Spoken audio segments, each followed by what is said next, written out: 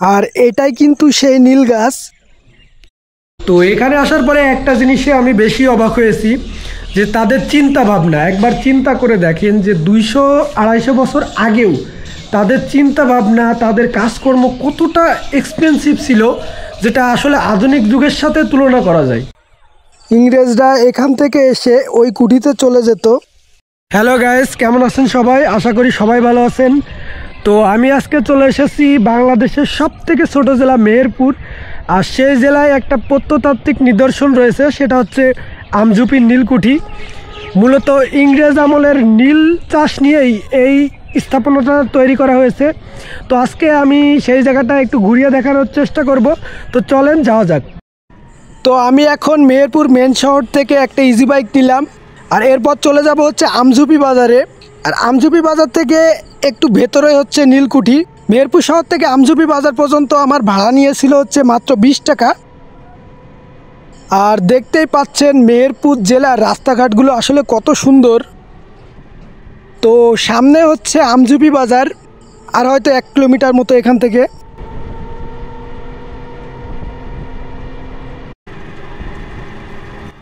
তো মেহেরপুর মেন শহর থেকে আমরা এখন আমঝুপি বাজারে চলে আসলাম, আর এখন এখান থেকে চলে যাব হচ্ছে একদম নীলকুঠিতে।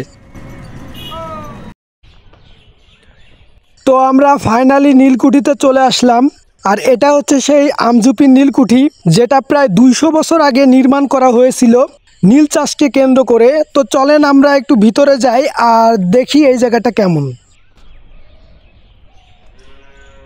তো এর ভিতরে প্রবেশ করতে হলে আমাদেরকে প্রথমে টিকিট নিতে হবে। তো এখন এখান থেকে আমি টিকিট নিলাম। তো চলেন আমরা এখন ভিতরের দিকে যাই আর দেখি জায়গাটা কেমন। সব কিছু ঘুরিয়ে দেখানোর চেষ্টা করব, যদিও এবার হচ্ছে আমার এখানে দ্বিতীয়বারের মতো আসা। এই স্থাপনাটি তৈরির শুরুর দিকে নীলকুঠি হিসেবে ব্যবহার করা হলেও ক্রমে এটি ইস্ট ইন্ডিয়া কোম্পানির একটা অফিসে পরিণত হয়েছিল। ইতিহাসবিদদের মতে এই নীলকুঠি 1800 শতকের দিকে তৈরি হয়েছিল এমনটা ধারণা করা হয়। এই নীলকুঠিতে কেনি, স্পনসন, জেমস হিল আরও অনেক যে ইংরেজ শাসকরা ছিল তাদের শোষণ বা অত্যাচারের যে ইতিহাস, তার কিন্তু অনেক সাক্ষ্য এই নীলকুঠিতে রয়েছে। তো আমরা এখন নীলকুঠির ভিতরে যাব। আর আপনারা এখন যে জায়গাটা দেখতে পাচ্ছেন, এই জায়গায় কিন্তু ইংরেজরা বিভিন্ন নর্তকী নিয়ে নাচ গান করতো। আর এখানে সব কিন্তু কাঠ ব্যবহার করা হয়েছে, কারণ এখানে কাঠ ব্যবহার করার কারণ হচ্ছে তারা যখন এখানে নাচ গান করতো তাদের যে সাউন্ডটা সেটা একটু ভালো আসতো, যার জন্যই কিন্তু তারা এখানে এই কাঠগুলো ব্যবহার করতো।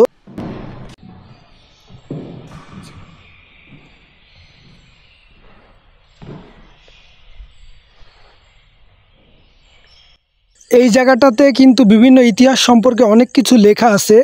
আর এর উপরে এই সাইডে সব জায়গায় কিন্তু এর যে ইতিহাস সব কিন্তু ফুটিয়ে তোলা হয়েছে। আপনারা এখানে আসলে দেখতে পাবেন যে এখানে বিভিন্ন ধরনের নীল চাষের যে ইতিহাস, কিভাবে কৃষকরা এই নীলগুলো কাটতো, তারপরে এগুলো নিয়ে এসে এক জায়গায় রেখে তারপরে বিভিন্ন ধরনের প্রসেসিংয়ের মাধ্যমে নীলগুলো তৈরি করতো, তা সব কিছুই কিন্তু এখানে দেওয়া আছে। এটা হচ্ছে নীল তৈরির কারখানা, আর এটা এঁকেছিলেন হচ্ছে উইলিয়াম স্পনসন। নীল গাছ কেটে গরুর গাড়ি বোঝাই করার যে দৃশ্য, সেইটাই কিন্তু ফুটিয়ে তোলা হয়েছে এই ছবিটার মাধ্যমে।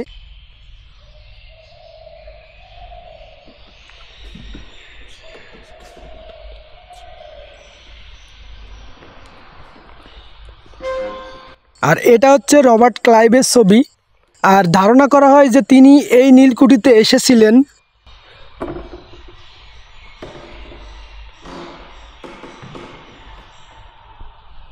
তো এখন আমরা অন্য একটা রুমে প্রবেশ করছি, আর এই রুমটা কিন্তু 200 বছর আগে তৈরি করা হয়েছিল। আর রুমটা দেখতেই পাচ্ছেন কতটা পরিষ্কার পরিচ্ছন্ন। এখন পর্যন্ত এই রুমের কোনো কিছুই তেমন কোনো পরিবর্তন কিন্তু আসলে হয়নি। এই রুমের ভিতরে কিন্তু কোনো ধরনের সাপ, পিঁপড়া এগুলো কিন্তু একদমই চলাফেরা করতে পারবে না, কারণ খুবই মসৃণ একটা রুম। তো ইংরেজরা অনেক ভয় পেত যে বাঙালিরা হয়তো তাদের সাপ দিয়ে মেরে ফেলবে, যার জন্য কিন্তু তারা এই রুমটা তৈরি করেছিল। তো এ পাশে আর একটা রুম আছে, যেখানে সেই সময় ব্যবহার করা অনেক জিনিসপত্র রয়েছে, বিভিন্ন হাঁড়ি পাতিল, বিভিন্ন ধরনের জিনিসপত্র কিন্তু এখানে আছে। আপনারা গেলে এই জায়গাটাতে ঘুরে ঘুরে দেখতে পারবেন।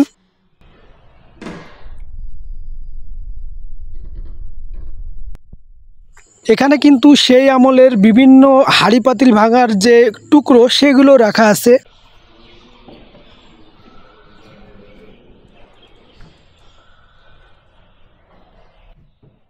ওভারঅল জায়গাটা খুবই সুন্দর। আপনারা যারা এই জায়গাটাতে যাননি অবশ্যই যাবেন। আর এটা হচ্ছে মেহেরপুর জেলার একমাত্র প্রত্নতাত্ত্বিক নিদর্শন। কাঠের উপরে পা রাখলে একটা অন্যরকম একটা সাউন্ড আসছে, যার জন্য কিন্তু তারা এই কাঠগুলো হয়তো ব্যবহার করতো বিভিন্ন নৃত্যশিল্পীদের জন্য। আমি এখানে আসার পরে একটা জিনিসই ভাবছি যে তারা কতটা আধুনিক ছিল, যে তারা যেভাবে এইটা তৈরি করেছে যেটা আধুনিক বিশ্বের সাথে তাল মিলিয়ে চলার মতো। জাস্ট দেখেন যে কত সুন্দরভাবে এরা বানিয়েছে, আর সেইগুলো কিন্তু এখনও ইতিহাসের সাক্ষী হয়ে এখানে দাঁড়িয়ে আছে। আমঝুপি নীলকুঠিতে প্রবেশের দুইটা পথ রয়েছে, আর এই নীলকুঠি পুরো ৭৭ একর জমির ওপর অবস্থিত। আমঝুপি নীলকুঠির যে মূল ভবনটি সেটা এই নীলকুঠির মাঝখানের দিকে অবস্থিত। মাঝখানের প্রধান ভবনটির ভিতরে রয়েছে 15টি কক্ষ। এছাড়াও ভবনটিতে রয়েছে বড় হল রুম, খাবার কক্ষ, নাচঘর ও অতিথিদের থাকার কক্ষ।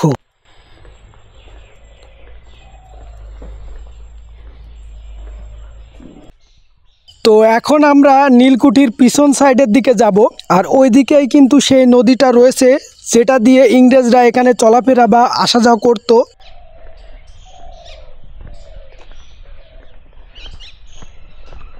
এটা হচ্ছে সেই কবুতর ঘর। কবুতরের মাধ্যমে তারা যে চিঠির আদান প্রদান করত, তারই ইতিহাস কিন্তু এই ঘরটা এখনো বহন করে চলেছে।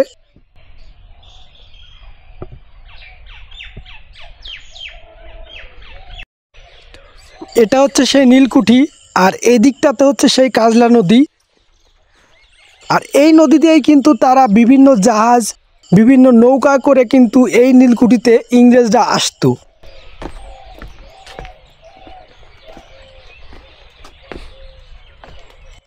তো চলেন আমরা যাই, নদীটার পরিবেশ কি সেটা একটু দেখি। যদিও নদীতে এখন কোনো পানি নেই, আর এই নদী একদমই মরা নদী হিসেবে পরিচিত। বর্তমানে বর্ষার সময় ছাড়া কিন্তু এই নদীতে তেমন পানি থাকে না। নদীর বর্তমান অবস্থা এতটাই খারাপ যে এই নদীতে একদমই পানি নেই, যার জন্য বিভিন্ন গরু, ছাগল, হাঁস, মুরগি এখানে চড়ানো হচ্ছে। একবার চিন্তা করেন যে তখন 200 বছর আগে এই নদীর পরিবেশ কেমন ছিল, এই জায়গাটা কেমন পরিবেশ ছিল, সেটার কিন্তু আসলে কোনো কিছুই এখানে নেই। 200 বছর আগে তারা এই নদী দিয়ে আসতো, আর তারপরে তারা এখানে নামতো, আর এখান থেকে চলে যেত ওই নীলকুঠিতে। এটা হচ্ছে সে নীল গাছ। তখন কিন্তু নীলকররা চাষিদের নীল চাষের জন্য অগ্রিম টাকা দিত। এই অগ্রিম টাকাকে দাদন বলা হতো। চাষিরা অসুবিধায় পড়ে সেই দাদন নিত, আর মাত্র 2 টাকার বিনিময়ে একজন চাষি তার উৎকৃষ্ট 1 বিঘা জমিতে ফসল চাষ করতে বাধ্য হতো। একবার কোনো চাষি সেই দাদন নিলে সারা জীবনেও তা পরিশোধ করতে পারতো না। নীলকররা চাষিদের ওপর ব্যাপক অত্যাচার করত। নীলকর সাহেবদের লাঠিয়াল বাহিনী চাষিদের ঘরবাড়ি পুড়িয়ে দিত, তাদের স্ত্রীদের, কন্যাদের অপহরণ করে অসম্মান করত। আর এই পাশে কিন্তু নীল চাষ করার যে ঘরগুলো সেইগুলো কিন্তু রয়েছে। আর এখানে নীলকররা বিভিন্ন ধরনের উপকরণ রাখতো, সংগ্রহ করে রাখতো এই ঘরগুলোতে।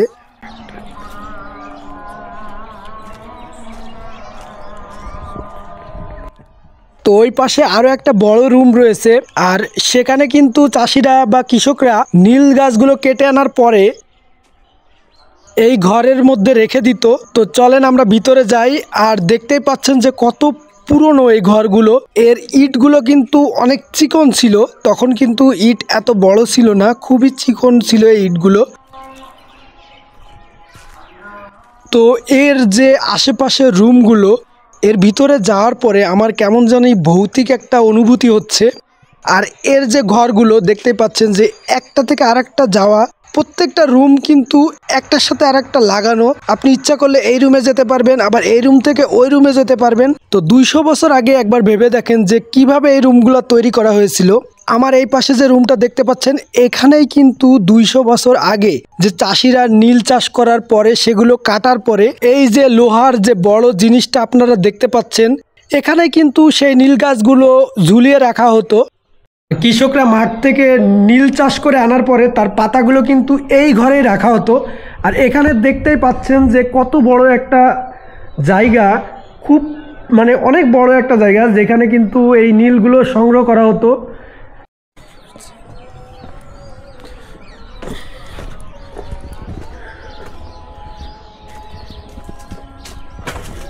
এখন আমি রুমগুলো থেকে বেরিয়ে গেলাম, আর এখন ওই মাঠের দিকে যাব আর দেখব ওই জায়গাটাতে কি কি আছে, আর আপনাদেরকেও একটু দেখানোর চেষ্টা করব।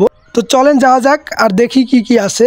তো এখন আমার সামনে যেই জায়গাটা দেখতে পাচ্ছেন, এই জায়গায় এই নীল গাছগুলোকে নিয়ে এসে পোড়ানো হতো, আর তারপরে তারা বিভিন্ন প্রক্রিয়াকরণের মাধ্যমে কিন্তু এই নীলের বার তৈরি করত। 200 বছরের পুরনো স্থাপনা হলেও এখানে কিন্তু তাদের যে চুলাগুলা সেগুলো কিন্তু এখনও অক্ষত অবস্থায় রয়েছে। তো এটাই ছিল মেহেরপুর জেলার আমঝুপির নীলকুঠি, যেটা ইংরেজ আমলে তৈরি করা হয়েছিল, আর নীল চাষকে কেন্দ্র করেই এটা তৈরি করা হয়েছিল। তো সম্পূর্ণটা ঘুরিয়ে দেখানোর চেষ্টা করেছি। দেখা হবে পরের ব্লগে, ততদিন ভালো থাকুন, সুস্থ থাকুন।